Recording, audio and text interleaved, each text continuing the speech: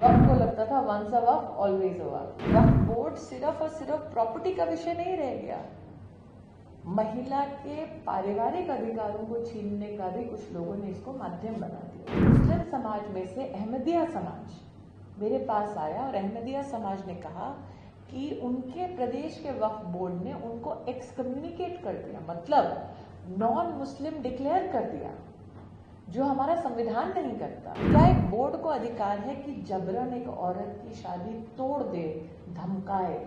क्या एक बोर्ड को अधिकार है कि किसी को नॉन मुसलमान जो इस्लाम में मानता है उसको नॉन मुस्लिम डिक्लेयर कर दे? क्या एक बोर्ड को अधिकार है कि जो मान लीजिए इस्लाम धर्म का पालन नहीं करता उसको भी कहे तुम भी वक्फ बना दो? भले ही मेरा धर्म हिंदू है, लेकिन मैं अपने धर्म का सर्वोच्च पालन करते हुए भी अपने संवैधानिक ड्यूटीज के प्रति सजग हूं। What is to the best of our ability कि हम कर सकते हैं। Now nothing is perfect from different points of view, but how can you reach a particular legal perfection that can, I'm sure, help avoid challenges of the future? For instance, section 40 को हटाना, हेमंत जी ने कहा once a tenant always tenant, और वक्फ को लगता था once a waqf always a वक्फ।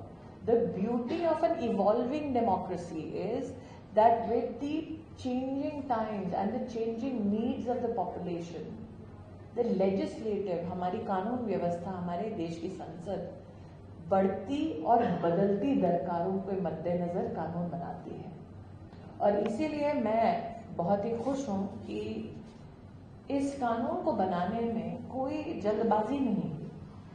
देश के सभी वक्फ बोर्ड्स को आमंत्रित किया गया ताकि किसी को ये ना लगे कि ये कानून किसी एक धर्म, किसी एक धार्मिक व्यवस्था के खिलाफ है।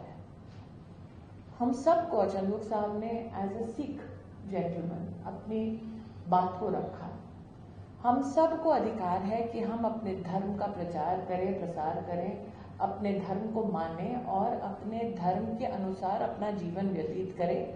हमारे देश का संविधान, ये व्यवस्था हम सबको देता है। लेकिन एक सिक्का आज जो इस मंच पे था, जो मेरी ओर से था, वो है लेजिस्लेटिव का, वो है एडमिनिस्ट्रेशन का, कि जब हम एक संवैधानिक पद पर बैठते हैं तब हमें अपने धर्म की दृष्टि से नहीं, अपने संविधान की दृष्टि से जनता की सेवा करनी होती है। इसलिए आज निश्चित रूप से 2-3 बातें वक्फ बोर्ड के संदर्भ में जो मेरे अनुभव में मैंने देखी और मुझे थोड़ा उसको देखकर चिंता हुई, वो ये है। तेलंगाना में वक्फ बोर्ड ने खुला देना शुरू कर दिया, मतलब मोदी सरकार ने कहा कि आप 3 बार तलाक देकर एक मुस्लिम महिला को त्याग नहीं सकते। उसके चलते कुछ लोगों ने कहा कि कैसे ट्रिपल तलाक को अवॉइड किया जाए। कई केसेस ऐसे आए जिसमें महिला को प्रताड़ित किया गया कि वो अगर धमकी के बाद भी अपना महर छोड़ के खुला एक्सेप्ट ना करे तो उसका जीना दूभर हो जाता। तो वहां के स्थानीय वक्फ बोर्ड ने खुला देने का, खुला सर्टिफिकेट देने का भी काम शुरू कर दिया। इसका मतलब वक्फ बोर्ड सिर्फ और सिर्फ प्रॉपर्टी का विषय नहीं रह गया, महिला के पारिवारिक अधिकारों को छीनने का भी कुछ लोगों ने इसको माध्यम बना दिया। आंध्र प्रदेश में मंत्री रहते हुए मेरे सामने एक भयावह स्थिति तब प्रस्तुत हुई जब मुस्लिम समाज में से अहमदिया समाज मेरे पास आया और अहमदिया समाज ने कहा कि उनके प्रदेश के वक्फ बोर्ड ने उनको एक्सकम्युनिकेट कर दिया, मतलब नॉन मुस्लिम डिक्लेयर कर दिया, जो हमारा संविधान नहीं करता, जो सरकार नहीं करती। वो सारी की सारी एक्स्ट्रा कॉन्स्टिट्यूशनल पोजीशन एक प्रदेश के वक्फ बोर्ड ने अपने में समाहित कर ली, और किसके कहने पर? जमात के सपोर्ट में। तो इसीलिए आज भले ही ये वाला मंच सीमित है टेनेंट्स वेलफेयर के संदर्भ में, लेकिन मैं आपको ये बातें इसलिए बता रही हूँ कि जब सरकार ने या सरकार के नुमाइंदों ने इस विषय पर अपनी रिसर्च की, जैसे अत्रे जी ने कहा, या अपनी सोच को रखा, तो वो सोच एक विषय या एक अनुभव या समाज के एक अंश के आधार पर नहीं, व्यापक सामाजिक दृष्टिकोण के संदर्भ में रखा। कि क्या एक बोर्ड को अधिकार है कि जबरन एक औरत की शादी तोड़ दे, धमकाए? क्या एक बोर्ड को अधिकार है कि किसी को नॉन मुसलमान जो इस्लाम में मानता है उसको नॉन मुस्लिम डिक्लेयर कर दे? क्या एक बोर्ड को अधिकार है कि जो मान लीजिए इस्लाम धर्म का पालन नहीं करता उसको भी कहे तुम भी वक्फ बना दो? तो इन सारे विषयों के ऊपर चर्चा और चिंता करने के बाद सभी, हाँ ये सत्य है कि ऑल इंडिया वक्फ काउंसिल की मैं पहली नॉन मुस्लिम चेयरपर्सन बनी, लेकिन जब मेरे पास ये जिम्मेदारी आई, ये जरूरी था कि मैं समाज को ये बताऊं कि भले ही मेरा धर्म हिंदू है, लेकिन मैं अपने धर्म का सर्वोच्च पालन करते हुए भी अपने संवैधानिक ड्यूटीज के प्रति सजग हूं। और मेरे धर्म के लिए इससे बेहतर मेरी कोई श्रद्धांजलि नहीं हो सकती कि मेरे धर्म ने मुझे समझाया है, मुझे सिखाया है कि जब आप एक जिम्मेदार पद पर हो तब आप निसंकोच अपने समाज, अपने राष्ट्र के हित को देखते हुए कदम उठाओ।